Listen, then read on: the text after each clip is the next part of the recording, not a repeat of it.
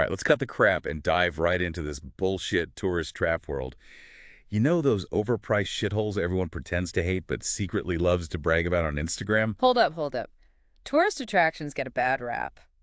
Seriously. Yeah, Wikipedia actually defines them as places with inherent or exhibited value. Could be natural beauty, cultural significance, historical importance, or even just a damn good view. Okay, not every tourist spot is a complete disaster. Right. But come on, you got to admit, some are just begging to be roasted. Like, Yeah. who the hell pays 20 bucks to see a fake dinosaur on the side of the road? Hey, novelty attractions have their charm, but let's not get sidetracked. All right. We're talking about a massive global industry here. Back in 2000, almost 700 million people traveled internationally, spending a whopping $478 billion. Damn, that's a shitload of economic impact. For sure. So all those overpriced souvenirs and those stupid I Heart NY t-shirts, they actually add up. They do. It gets even more interesting when you break down the types of attractions that rake in the cash. Wikipedia lays out a few key categories. You've got your natural wonders, Okay. beaches, mountains, deserts, Mother Nature doing her thing, and we're paying to gawk at it. Yeah, nothing says relaxation like a crowded beach full of screaming kids and overpriced sun loungers. Right. Then you've got your human-made marvels. Human-made what? Marvels. Think historical sites, monuments, skyscrapers, the stuff our ancestors built that makes you wonder how the hell they pulled it off without a goddamn crane. Probably with a lot of backbreaking labor, let's be real. Probably. But hey, those pyramids aren't going to build themselves. Yeah. So what else we got? Next up are cultural hotspots. Hotspots. Cultural hotspots, museums, art galleries, those ethnic enclaves where you can get a taste of another culture, hopefully without getting completely ripped off. Oh yeah, the classic cultural immersion experience of getting hustled by a street vendor Right. while trying to decipher a language you don't understand. Good times. Good times. And finally, let's not forget about the glorious world of novelty attractions. Novelty. Attractions. You know, the world's largest ball of yarn. That roadside museum dedicated to taxidermied squirrels. The house made entirely of toothpicks. Okay, you got me there. I'm a sucker for the truly bizarre. It's like a car crash. You just can't look away. Sure. But what's fascinating is how these different types of attractions actually drive the economics of tourism. Yeah. Some are cash cows, some are more sustainable, some are downright exploitative. Exactly. Take natural wonders, for example. Okay. They're often located in developing countries. And tourism can be a major economic booster. It creates jobs, generates revenue, and helps develop infrastructure. But it's a double-edged sword. Uncontrolled tourism can lead to some seriously fucked up consequences. Yeah, I've seen those pictures of overcrowded beaches littered with trash. Yeah. Not exactly paradise. No, not at all. It's about finding a balance. Yeah. And that brings us to the ethical dilemma of profiting from places of natural beauty or cultural significance. Is it exploitation or is it preservation? Take Barcelona and Venice, for example. They're struggling with the downsides of their own popularity. Yeah, I've heard those places are packed with tourists. What's the deal there? Do they just fuck up and let things get out of control? Well, it's more complicated than that. Barcelona, for example, saw a massive surge in tourism after hosting the 1992 Olympics. Right. That brought a lot of money and development, but it also led to skyrocketing rents, overcrowding, and locals feeling pushed out. So basically they became victims of their own success. What about Venice? Didn't they actually try to limit tourism? They did. They introduced a ticketing system for day trippers to try and manage the crowds and the impact on the city, but it's a tough problem to solve. Tourism is a huge part of their economy, but it's also threatening the very things that make Venice unique. So what the fuck do? Do you just shut down the whole city and tell everyone to go home? That's the million-dollar question. It's about finding ways to manage tourism so it benefits everyone, not just the companies and governments making money off of it. All right, so let's get down to brass tacks. What are some examples of tourist attractions that actually get this right? You know, places that are worth visiting without feeling like you're contributing to the problem.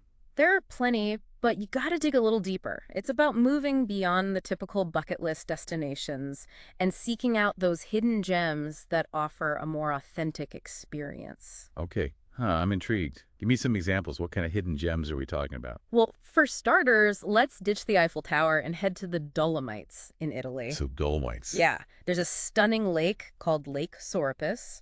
It's nestled amidst these towering peaks, and you can only get there by hiking.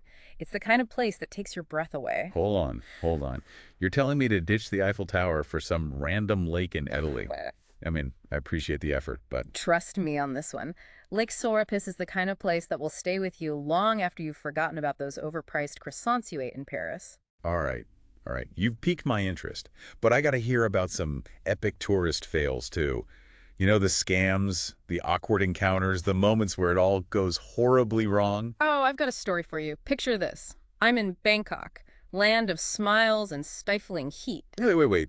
Before you launch into your tale of Thai misadventures, we got to take a quick break. When we get back, we'll hear all about your tourism horror story. Plus, we'll dive into the concept of responsible tourism and ponder the future of travel. Stick around, folks. It's about to get interesting. So there I was in Bangkok, ready to experience this famous floating market everyone raves about. You know, the ones with boats piled high with exotic fruits and all that? Yeah, those pictures look pretty damn idyllic. Little boats, colorful produce, smiling locals. What could go wrong? Well, what they don't tell you is that those picturesque canals are basically a watery highway during peak hours.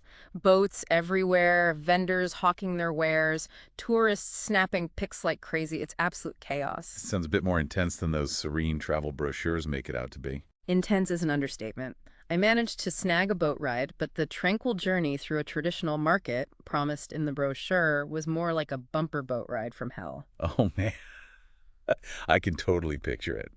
So did you at least manage to score some cool souvenirs amidst the chaos? I did snag a silk scarf after a brutal haggling session. Pretty sure it's made of recycled plastic bottles, but hey, it's the thought that counts, right? Totally. Sometimes the best souvenirs are the stories, even if they involve near-death experiences on a crowded canal. Speaking of stories, have you ever been to a place that totally defied, or maybe even confirmed, your expectations? Definitely. I had this hilarious experience and Hold on. Before you dive into another anecdote, I've got a story to share. Mhm. A few years back, I went to this tiny island in the Caribbean. No resorts, no crowds, just pristine beaches and crystal clear water.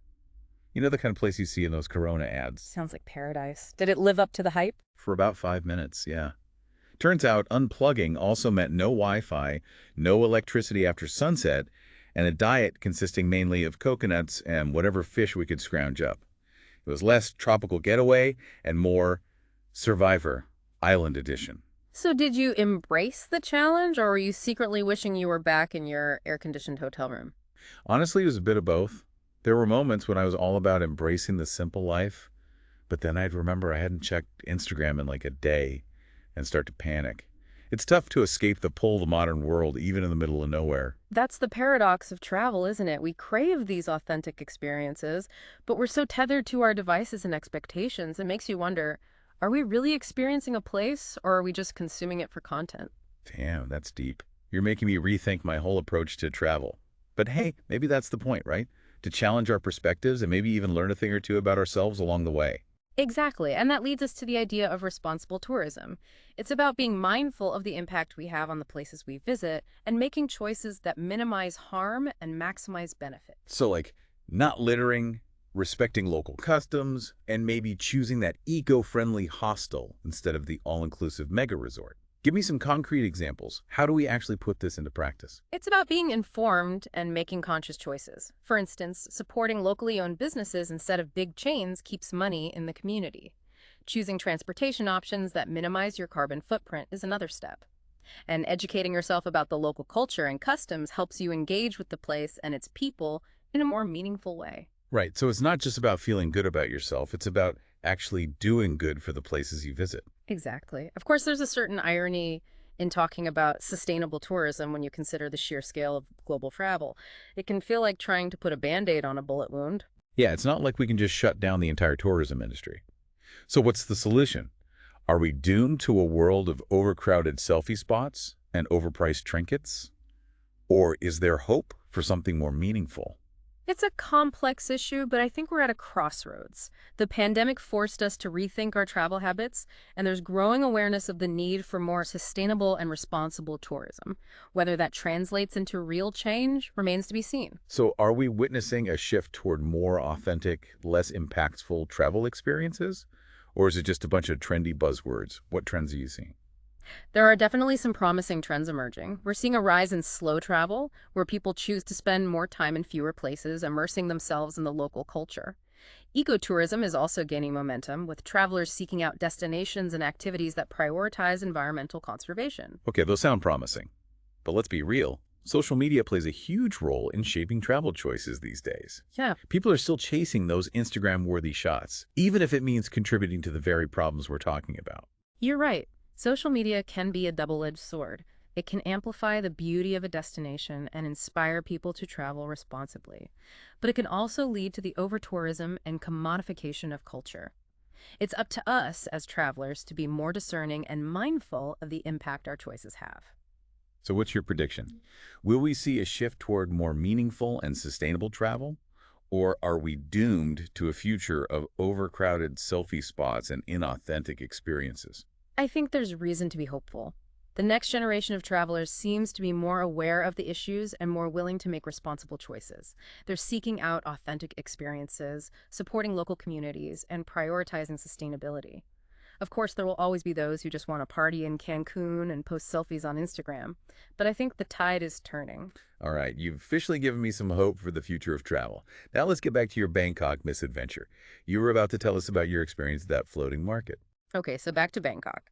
I'm crammed in this tiny boat, sweating my ass off, trying to navigate this chaotic, floating market. It's like a scene out of Apocalypse.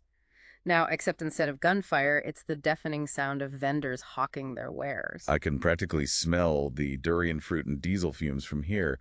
So what happens next? Well, as we're weaving through this maze of boats, I spot this vendor selling these intricately carved wooden elephants. They look pretty damn cool, so I figure I'll haggle for a souvenir. Classic tourist move. You can't resist the allure of a unique, handcrafted item. Exactly. So I'm trying to communicate with this guy using a combination of broken Thai, hand gestures, and a ridiculous amount of pointing.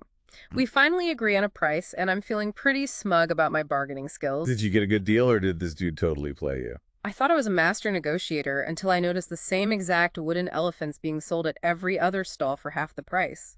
Turns out, my one-of-a-kind souvenir was about as authentic as a $3 bill. Damn, that's brutal. It's a constant battle trying to outsmart those seasoned vendors. Yeah. But hey, at least you got a good story out of it, right? Exactly. And it serves as a reminder that travel is as much about the unexpected mishaps as it is about the picture-perfect moments. Speaking of which, what stands out to you from our deep dive so far? Honestly, it's made me rethink my whole approach to travel. I've always been a bit of a cynic when it comes to tourist attractions, but you've opened my eyes to the idea of traveling with more intention, seeking out those authentic experiences that go beyond the typical tourist traps. I'm glad to hear that. It's not about condemning all forms of tourism, but rather encouraging a more conscious and mindful way of exploring the world. Right. It's about respecting the places we visit, supporting local communities, minimizing our impact on the environment. But it can be overwhelming trying to figure out how to actually do that. What are some resources or tips for listeners who want to travel more responsibly? There are tons of great resources out there. Websites like Sustainable Travel International and Responsible Travel offer tips and information on everything, from choosing eco-friendly accommodations to supporting ethical wildlife tourism.